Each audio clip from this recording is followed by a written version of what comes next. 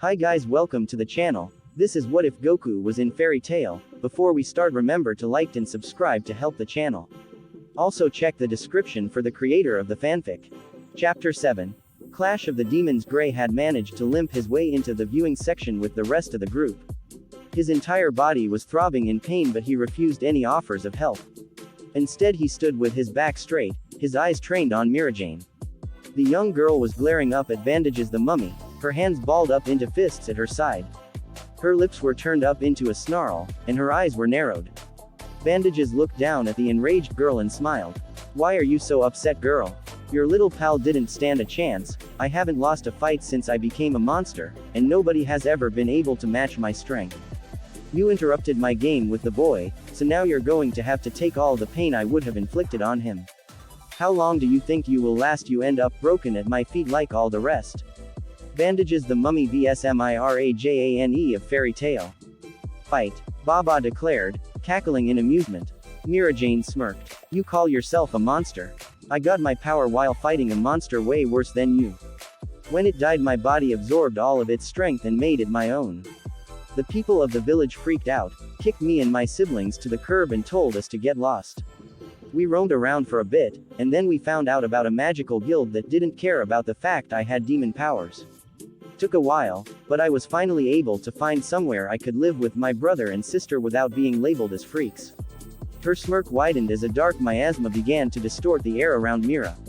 Her hair started whipped out around her, lifting straight up into the air. Bandages looked on in interest, shifting his weight down into a fighting stance. "But if I die here, then what will happen to them? I don't know, and I have no intention of finding out. Because of this, I won, T lose." Satan's soul. The Fairy Tail mages watched as Mirajane vanished inside a giant black circle of energy. Bandages slid backwards from the power of the spell, bringing up his arms to shield his eyes.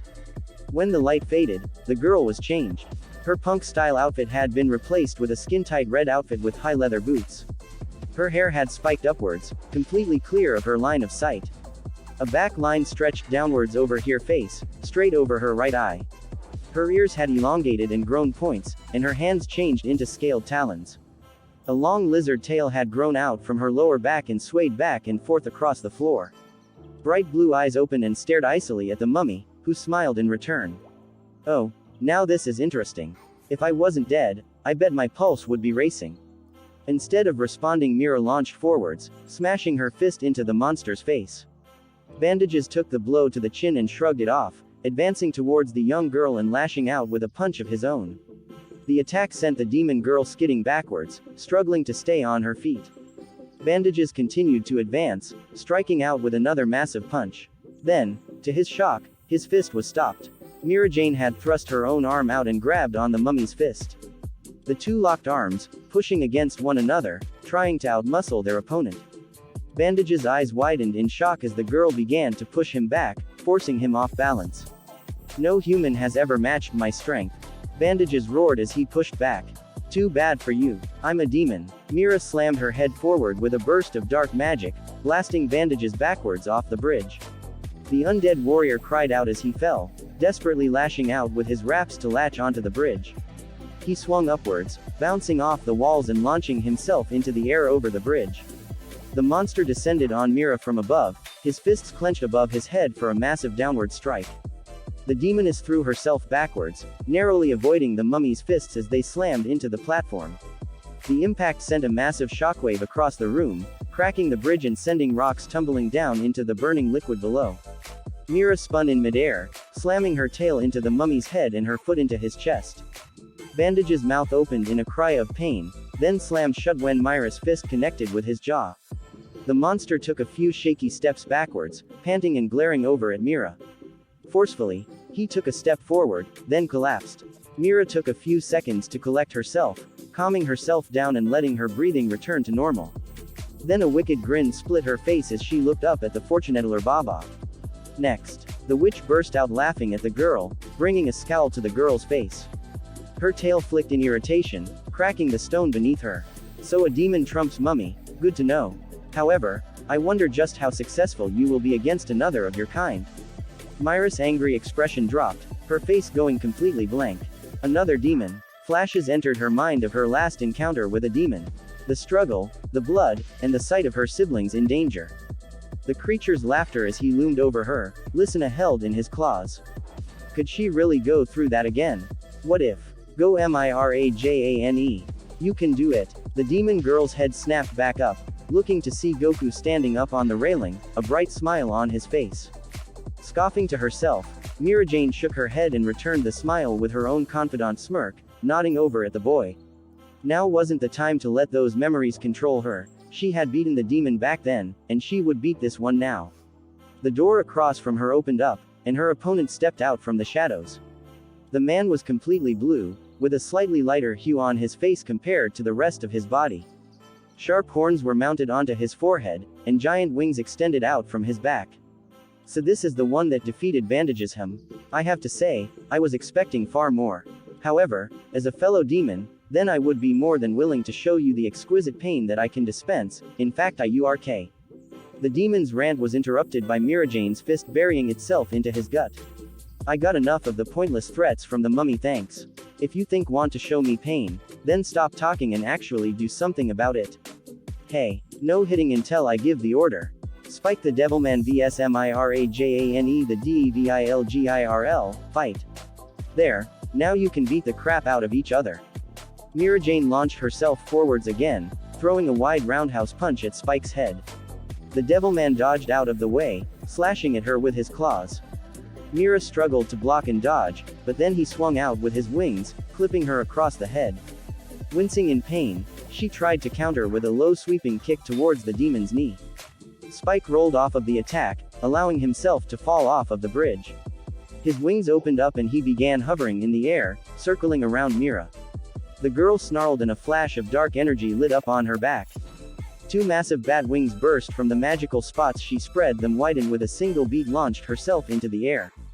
With a flutter of wings the two met in the air, lashing out with everything they have. As the fight progressed, Mira began to pick up on the Devilman's fighting style. He was fast, faster than her. For every blow she landed, he landed 3. But compared to Bandages, he hit like a wimp. Looks like she would have to show this demon how it was done. She lurched back and spun, lashing out with her tail once more to bash him in the head, sending the demon spiraling off course with a grunt of pain. While he was off balance she rushed in, throwing off a heavy haymaker. The Devilman threw out his wings, pushing himself under the blow and thrust the palms of both his hands directly in front of his gut. With a cry of rage he launched a raging ball of hellfire from his hands, blasting Mirajane back down into the bridge where she lay, not moving. Spike dive-bombed her, slamming both legs into her chest. He launched himself into the air with a flip and landed lightly on his feet. Well, that takes care of this round then now, doesn't it? I didn't even need to use my special ability, she couldn't even handle me normally. Baba looked down at the demon and sighed. Spike, we've talked about this, make sure your opponent is actually down for good before bragging. Devilman frowned at the witch. He half turned to look back at Mira, just in time to feel her claws wrap around his ankle. He screamed as her grip tightened, shattering the bone. His screams rose as she yanked him off his feet, spinning around to slam her feet into his face, knocking him next to the statue on his side of the arena. Before he could get back on his feet, the takeover mage was beside him, slamming her foot into his ribs. He crashed into the statue, only to be grabbed by Mira once more and lifted up into the air.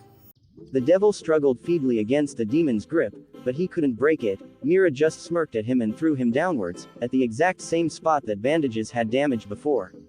He broke right through it and tumbled down towards the boiling black liquid.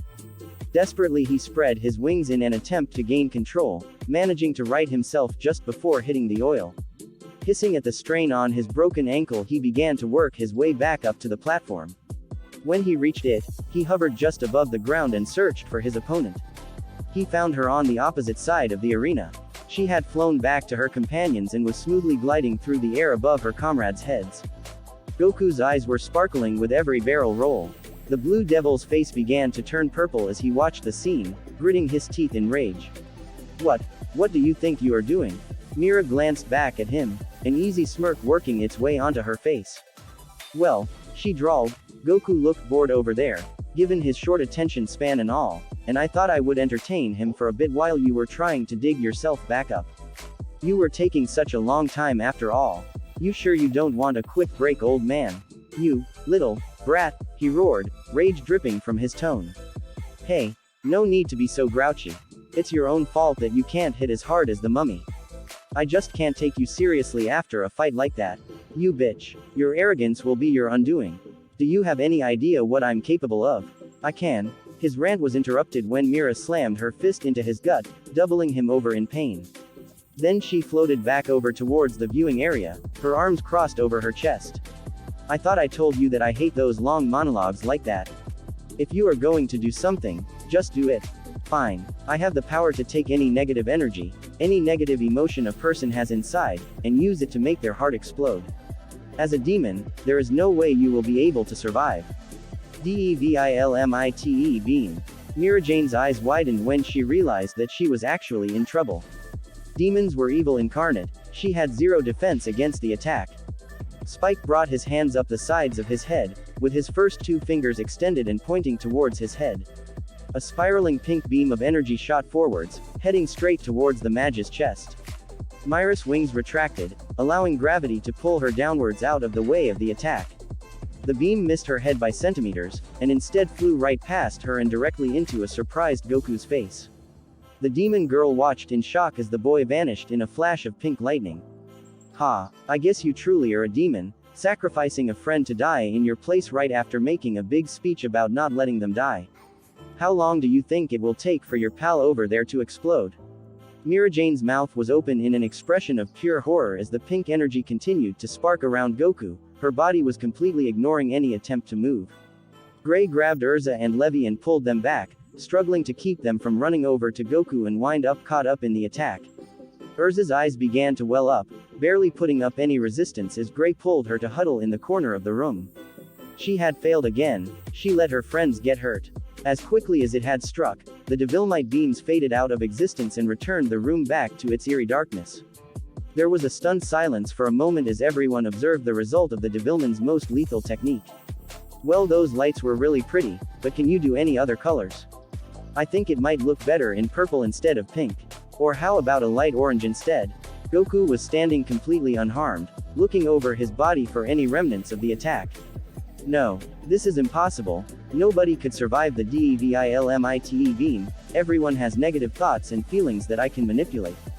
Unless, no, he couldn't really have a pure heart, could he? How could this be? That attack has killed millions, even monks who devoted their entire lives to finding inner peace popped open like balloons. What can I do? Even if I beat the demoness, I have no possible way to beat that boy. Spike's entire body was quivering in fear as he spoke, drawing Mirajane's attention back over to him.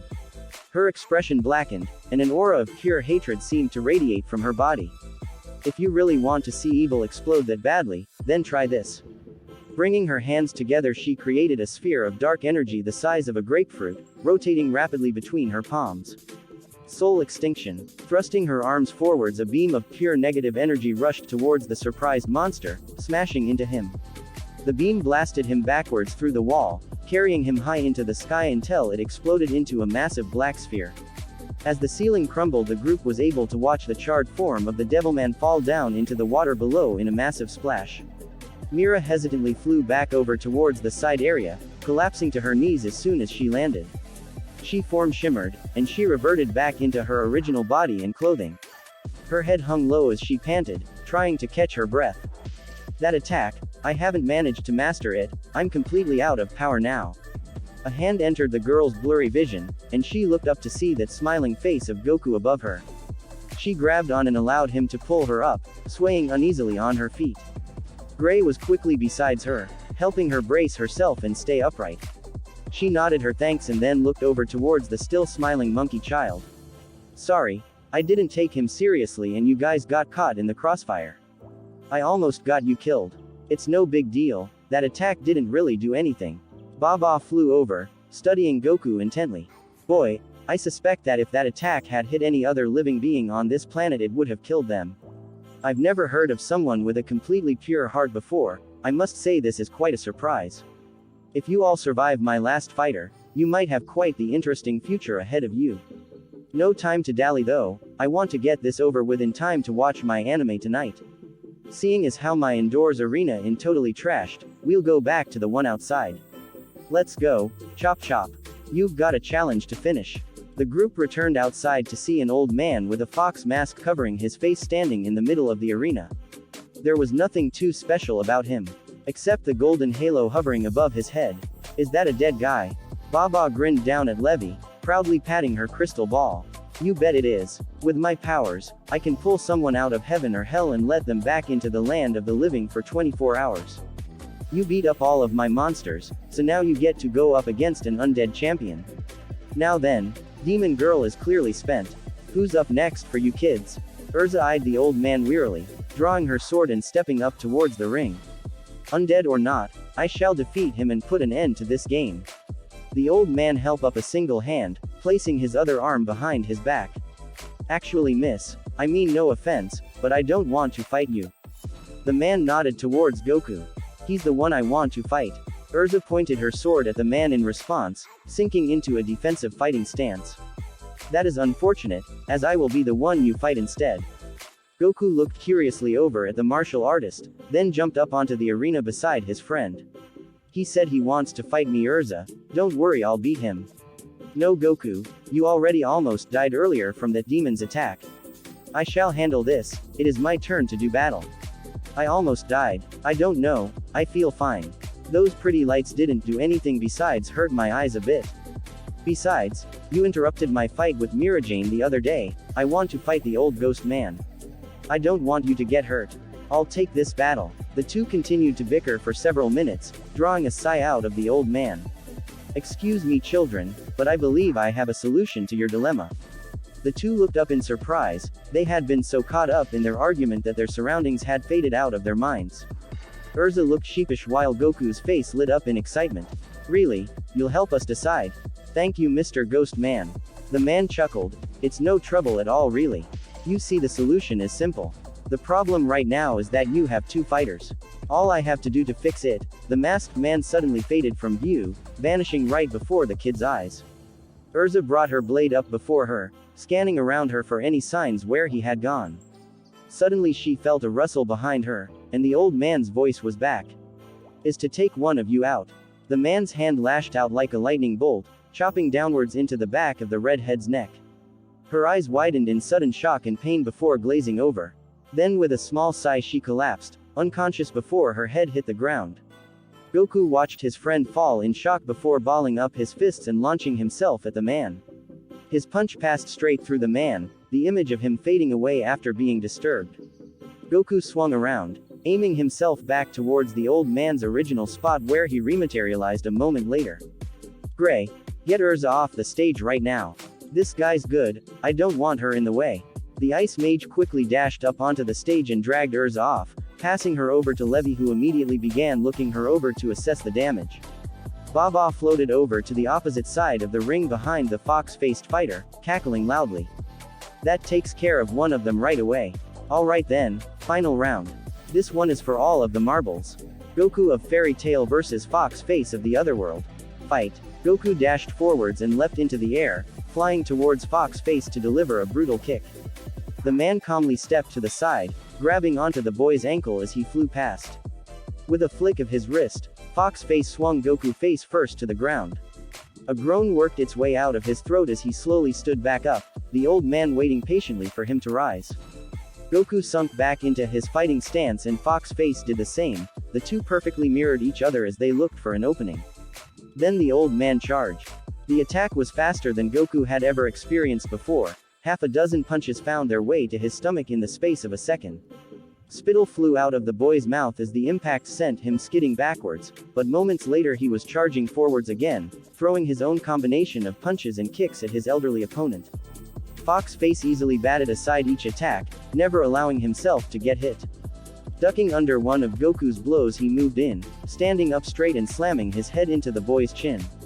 The masked man deftly sidestepped the blood that sprayed out from between his teeth before it could land on his clothes, then he thrust out his hand and sent Goku tumbling to the ground. He lay on the ground for longer this time, coughing up blood onto the cold stone. Finally he rose, his chest heaving in the effort. He shakily sunk back into his fighting stance, earning a nod of admiration from his opponent. Your tenacity is quite impressive, young one, though your speed and strength are a bit below what I had been hoping. But that's nothing a bit of training won't fix. I'm seeing some great potential with you. Now, I have one last test that I would like to work out. The old man bent over, cupping his hands together near his hip. So, let's just see how well you can handle this. Me, Goku's eyes widened with shock as a blue light began to form between the man's hands. The stance, the chant, the light, all of it was exactly like what he had been seeing in his dreams. Fox's face pushed both of his hands forwards, launching a thick blue beam straight towards the injured boy. Goku launched himself sideways, rolling across the ground and landing on his side as the attack sliced through the air and out over the lake. The beam had cut a large trench through the ground, completely disintegrating the stone. Goku looked at the damage in awe. The attack seemed even more powerful than the soul extinction blast that Mirajane had fired off earlier. But it still seemed so familiar. Oh, so you did manage to survive it. That's terrific. I wasn't entirely sure whether or not I was overestimating your abilities. Now, was there anything else I wanted to test you on? Let me think for a moment. Goku looked down at his hands, slowly clenching and unclenching them. With a few calming breaths he focused his senses inward, trying to draw up every last remaining drops of ki he still had in him. Closing his eyes he allowed his visions to guide him, sinking down into the same stance that Fox's face had moments before. The old man stopped what he was doing, watching the younger fighter with interest. Me. A whining sound filled the air as a blue sphere energy formed between Goku's palms. Fox's face let out an appreciative grunt, bending his knees and shifting his legs into a ready stance. Like before, a blue beam burst forth, though Goku's attack was noticeably smaller and slower than the one the masked man had fired off at him. When the attack got close to him, Fox's face bent his legs even further and jumped. He flew high into the air, well above the Baba's castle before spinning himself around and beginning his descent. Goku watched as the old man moved like a bullet straight towards him, bracing himself the best he could for the impact. The collision sent out a shockwave that knocked all of the kids to the ground, and Gray only just managed to twist his body out of the way in time so he didn't land on top of Urza's unconscious form. The majority of the arena had turned into a massive crater from the force of the impact, easily deep enough to bury a large magical vehicle inside. The masked man stood on the edge of the arena, his arms calmly folded behind his back as he observed the damage of the attack. Lying in the center of the crater was Goku. His entire body was covered in bruises and cuts, and his shirt had been reduced to a few shreds of cloth. His eyes were glazed over in pain and staring straight up into the air, completely unmoving. The old man continued staring down into the hole, watching the boy. Baba floated forward, looking into the pit for any sign of movement. When she saw the Goku, she smiled widely, and opened her mouth to call the match. Suddenly the old man was beside her, shaking his head. Not yet. Baba looked quizzically at the man, then back down into the hole. At the bottom of the pit, Goku twitched. He moved like he was swimming in molasses, pushing himself up onto his feet in slow motion. He ignored the blood dripping down his body and started to climb up, out of the hole. He kept his pace slow, making sure his footing was secure before moving up. It took him a few minutes, but he was able to reach the top, standing up straight and looking the masked man dead in the eye. He shifted his feet and sunk down, once again going into his combat stance. The old man laughed. Perfect, my boy, perfect. That's just what I was looking for in you. Alright then, I know just how to end this. Goku's eyes narrow, blinking the out blood of his vision. The old man nodded at the boy and took a single step backwards. The man landed on the desert sand and calmly reached up to his face, pulling off his mask. Goku blinked. Grandpa. Hello Goku, my boy. You've become far stronger since I've last seen you. I'm so proud. Baba, if you would please. The ancient witch nodded, sending out a pulse of magic that covered each of the kids in a pale green light. When the light faded, all of their wounds had vanished, and their energy had been completely restored. Urza stirred on the ground, picking her head up from the dirt and joining the rest of the group to walk over to Goku. The boy had surged forwards the second his body was restored, wrapping his arms around his former guardian. Gohan patted the boy's head lightly as he chuckled to himself. It's so good to see you after all of this time. You've gotten stronger since I was killed. So, why don't you introduce me to your friends? Goku nodded and began to point to each of the mages in turn. The boy without his shirt on is gray. He has some really cool freeze powers, and he's pretty funny cause he's always losing his clothes. The girl with the blue hair is Levi, and she's super smart. She been teaching me all sorts of stuff, like how to read. The white hair girl is Mirajane. She's really cranky most of the time, but she's super strong and she can even fly. The girl with the red hair is Urza. I met her out by our house. She's my best friend. The fairy tale group nodded and said hello to the older man, though Mira and Gray both took the opportunity to smack him upside the head. Urza had a light blush on her face and Levi was just grinning happily. It's good to see that you've found some friends. I've been worrying about you in the afterlife. But you're back now, Grandpa. Can't you stay? I'm sorry. I wish I could. Unfortunately, Baba's magic will only last for so long. My time limit is actually almost up. I only have a few minutes left until I have to return. Goku's eyes flooded with tears, and he clung to Gohan even tighter. But you can't go. I've missed you. You can't. You can't. I've got no choice, Goku. The dead can't stay in the world of the living. You have some good friends here. You can count on them from now on. And if they are precious to you, then you protect them with everything you have, alright? Goku quietly nodded, sniffling to himself in an attempt to stop the tears. Urza stepped forwards, patting him on the back lightly. Goku turned and gave her a nod and a small smile. Gohan watched the pair quietly for a moment, appraising them. Goku, before I go, I have something for you. The old man looked expectantly at Baba, who summoned a small chest. This is some old training gear I had been planning on giving you when you were old enough. Baba was kind enough to retrieve it for me so I could let you have it now. I'm sure you'll be able to figure out how to use it all. Gohan handed the box over to Goku, who let out a startled cry as the height of the box nearly sent him toppling over. Cautiously he put the chest down and began to search through it, growing more and more excited by the items he saw inside. Taking advantage of Goku's distraction, Gohan walked over to Urza. Gently he grabbed her arm and guided her a short distance away. So you are my grandson's best friend? Yes, sir. I suppose I am.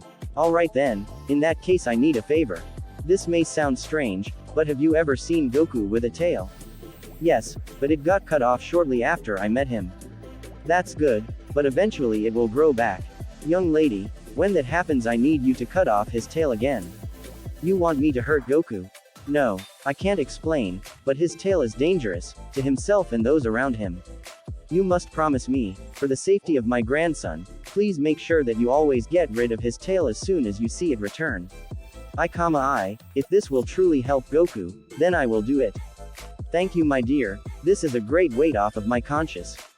Hey Erza, check out all of this awesome stuff. Goku grabbed the scarlet-haired girl and pulled her over, showing her all of the equipment that his grandfather had given him. The old man grinned to himself when he saw how happy the young boy was, but then he looked over towards Baba and sighed. Goku, I'm all out of time. The boy immediately looked up and sent a sad gaze up at the man who raised him. You have to go now. Time is all up. If I stay here for too long then I risk fading out of existence rather than just returning to the afterlife. Well then, I love you, Grandpa. I'll see you someday in the future, and I'll tell you about every single adventure I've ever been on. That sounds wonderful, my boy. Gohan turned to face the rest of the group, hunching his shoulders slightly as he did so. Alright you lot, you take care of him for me. I can't be there for him anymore, I'm going to have to rely on his friends to be there instead. Please, just watch out for him. The four kids nodded solemnly, promising that they would. Gohan's face broke out into a great smile and he sighed contently. Thank you. With a flash he was gone, vanishing from their plane of existence and returning to the afterlife. All that remained were a few golden sparks, slowly drifting off towards the horizon with the wind. Goodbye, Grandpa. Goku hung his head, a few teardrops splashing down to the ground in front of him. The rest of the group looked on in respectful silence, waiting for Goku to finish mourning. Alright, enough of that sad stuff, I said I want to be done with you lot in time to watch my anime. The kids jumped at the sound of the impatient witch, now floating angrily above them. Alright, congratulations for beating my challenge and all that. For your reward, I'll keep our agreement and leave this area.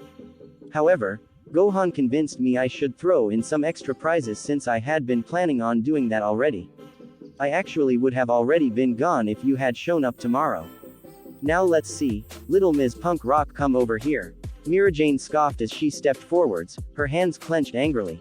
Alright, since you did the most work in this fight, I'll give you one of my better prizes. I stole this off my brother the other day, it's supposed to give you a wish or something if you can collect them all. To both the demon girl and the old witch's surprise, Goku recognized the gift. Hey, that's the 3-star Dragon Ball. It's just like my 4-stat ball from Grandpa. Goku pulled out the ball, holding it up to compare it with Myra's. Baba looked at the 2 balls and began to laugh. How about that, you lot are already on your way to getting that wish. Just 5 more to go and you are all set. Alright, Bookworm, you're up. The witch looked over Levi for a minute. A word mage, I suppose it would be irresponsible to give you the Necronomicon, you might start summoning Chthonian demons. Kami would get mad if I let that happen again. Oh. I think I have just the thing for you. Baba snapped her fingers and a chest appeared, floating in midair in front of the mage. Open it. Levi did. Inside she found a feather quill. The feather was a brilliant orange, which shimmered in the sunlight. Do you know what that is? Levi shook her head. It's a phoenix feather quill. They're very rare, because phoenix feathers tend to burst into flame when you try to pick them up. But once they are made into a quill like that, they can be very powerful. Once you get the hang of it, any word you write will become amplified. It can do other things too, but I'm sure you'll figure it out. Try not to burn your hand off. Levi nodded in wonder, completely mesmerized by the feather. Right, next. You, stripper boy, get over here. Gray let out a grunt of annoyance as he stepped forwards, his eyebrows twitching. Alright, here, take this magic necklace. It'll let you summon your clothes back to you after you throw them away. Why the hell would I need something like that? You realize you have a problem, right? I do not. Whatever, I figure that will probably help you financially, you won't need to spend some much replacing them. What are you still standing there for, boy? Step back so the redhead can get her present. Urza eased her way around a fuming Gray and took her place in front of the witch. Alright, what do I have for you? Oh, I could give you some magical armor. Wait, no, I fed that to the hellhounds, maybe the flight boots. No, those launched the last person who wore them into space, died horribly in the vacuum, that's no good. Well, I suppose I could just give you this.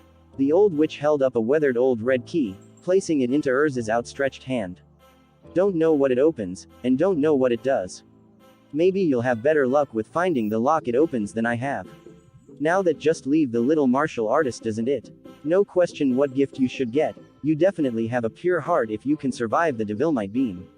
This is the last of the magical items I was able to take from my useless brother before he left to go peeping on woman back in that miserable hut he calls a home. Flying Numbus, get over here. A small yellow cloud appeared out from the sky, rushing downwards and coming to a stop directly in front of the witch. Alright Nimbus, the little guy over there is your new master, alright? Take care of him, and take him where he needs to go. Goku looked over the cloud quizzically, giving it a few experimental pokes. So what am I supposed to do with this? Do I eat it? You don't eat magical clouds, moron, you ride them. People with a pure heart can stand up on the cloud and have it carry them to wherever they want to go. Really? That's so cool. Thank you, scary witch lady. Whatever, kid, my show is about to start. I'll be going now, maybe I'll see you again, maybe I won't. No skin off my back either way. Another massive burst of magic erupted out from the witch's crystal ball, forcing the entire group to cover their eyes. When the light faded, the Fairy Tail mages were left completely alone in the empty desert once again. Well, that was kind of fun. Levi smiled brightly at the others. Yeah, but I'm just glad that we didn't end up with losing Dai. Plus, I'm not the only one who lost his clothes this time. Though maybe next time it could be one of the girls instead.